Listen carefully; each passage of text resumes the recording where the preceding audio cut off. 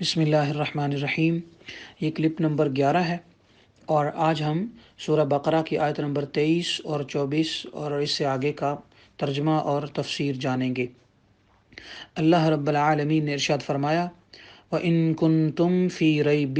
مِّمَّا نَزَّلْنَا عَلَىٰ عَبْدِنَا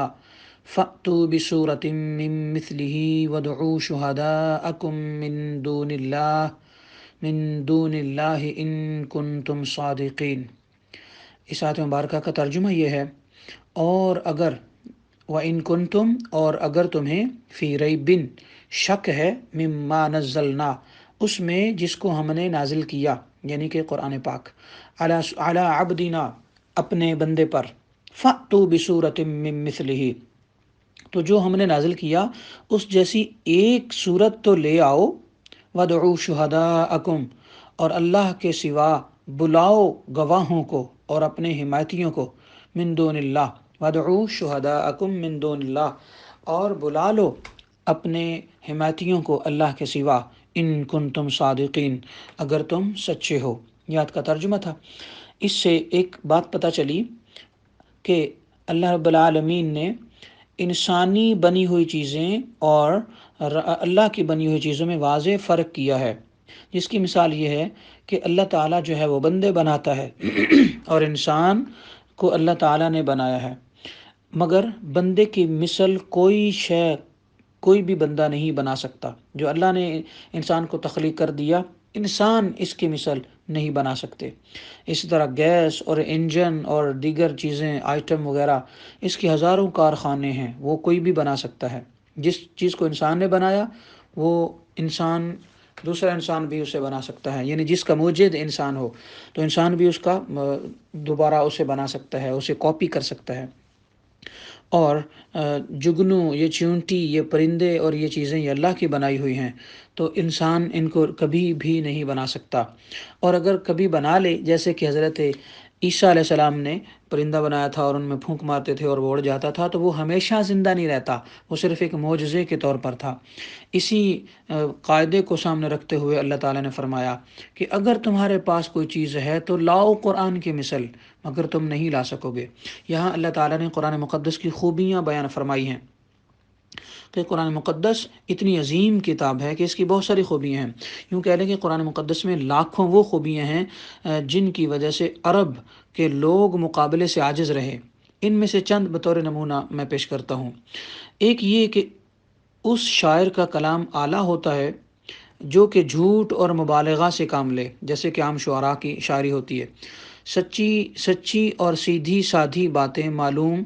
جو ہوں کسی بھی شاعری میں، کسی بھی کلام میں، تو وہ معمولی سی اور کامن سی فیل ہوتی ہیں، مگر قرآن پاک کی یہ خوبی ہے کہ یہ جھوٹ اور مبالغہ سے پاک ہے، لیکن پھر بھی اس میں وہ کشش ہے کہ سننے والے تڑپ جاتے ہیں۔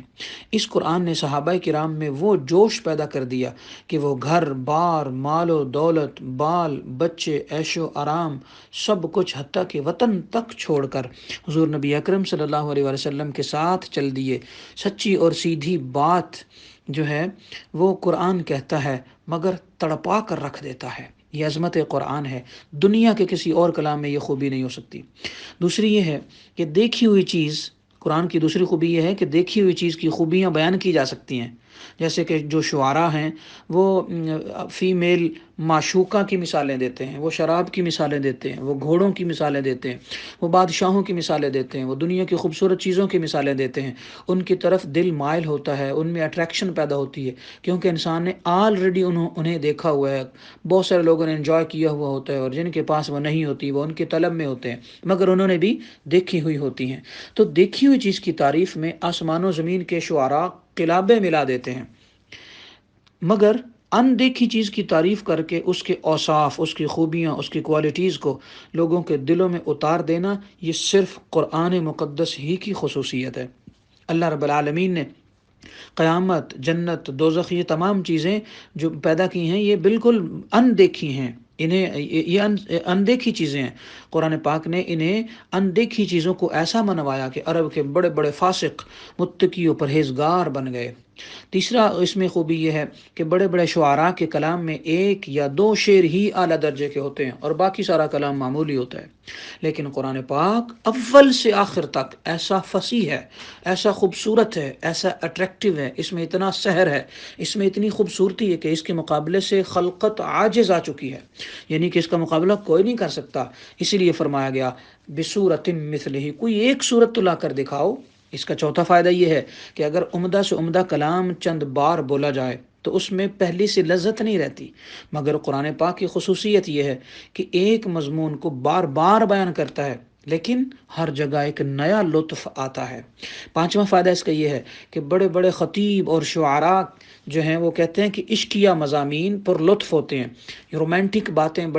بڑا مزہ دیتی ہیں، اسی طرح خوبصورت چیزوں کی تعریف بڑا مزہ دیتی ہے، اور لوگوں کے حسن کی تعریف کرنا جیسا کہ سانگز میں ہے، شاعروں کے شاعری میں ہے، لوگوں کی باتوں میں ہے، آج کل کے ڈراموں میں ہے، آج کل کے فلموں میں ہے، اور اسی طرح ہر چیز بیان کر دی گئی ہے جس کی وجہ سے عورت کی طرف اٹریکشن ہوتی ہے، عورت کی طرف میلان ہوتا ہے، مگر حلال حرام حلال کے مسئلے جو ہیں وہ کوئی بھی بیان نہیں کرتا،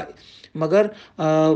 حلال و حرام کے مسئلے جو ہے نا وہ خشک ہوتے ہیں، مگر قرآن پاک نے اس انداز سے اس کو بیان کیا ہے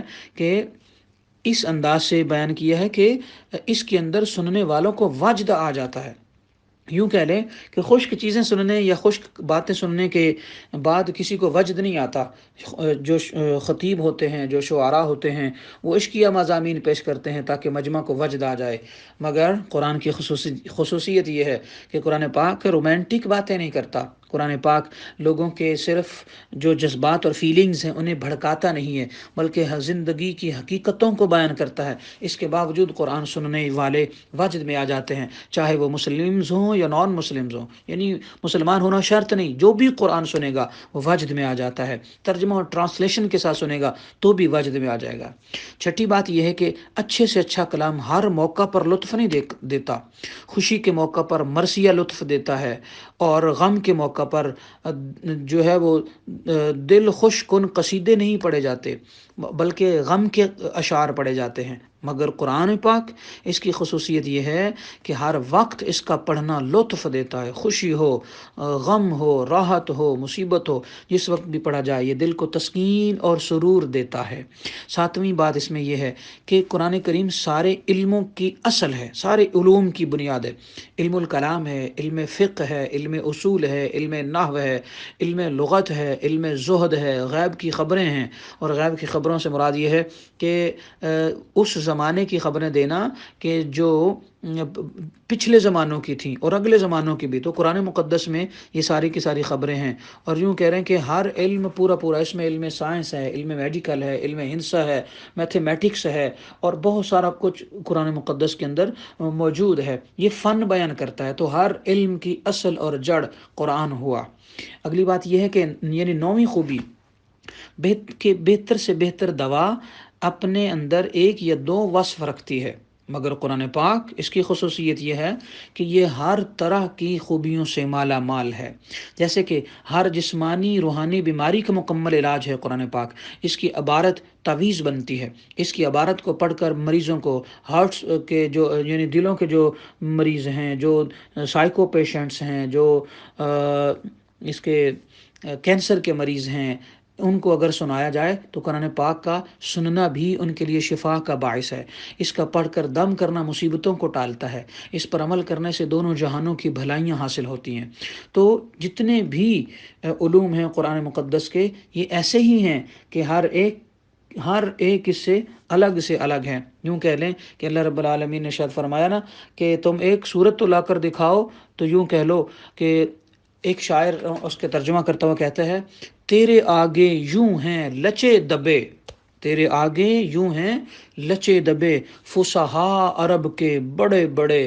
کہے کوئی منہ میں زبان نہیں بلکہ جسم میں جان نہیں۔ اللہ تعالیٰ نے ارشاد فرمایا سورہ بقرہ آیت نمبر 24 میں، فَإِن لَّمْ تَفْعَلُوا وَلَن تَفْعَلُوا، پس اگر نہ لا سکو قرآن کے مثل ولن تفعلوا اور ہاں ہرگز نہ لا سکو گے فاتقوا النار التي وقودها الناس والحجارہ فاتقوا النار پس ڈرو اس آگ سے التي وقودها الناس والحجارہ وہ آگ جو جلا کے رکھ دیتی ہے جو ایندھن جس کا ایندھن ہے انسان اور پتھر اعدت للکافرین وہ کفار کے لیے تیار کی گئی ہے۔